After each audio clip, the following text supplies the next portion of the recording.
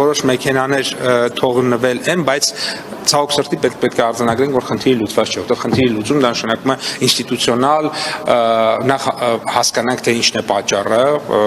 այս պայմանությամբ մեր դեռևս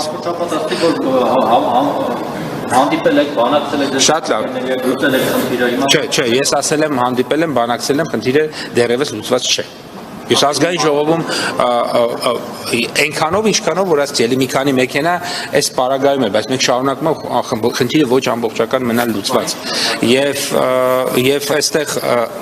անկեղծ պիտի լինեմ, պատճառները մեզ համար անհասկանալի են եւ փորձում ենք բոլոր մակարդակներում խնդրին լուծում գտնել եւ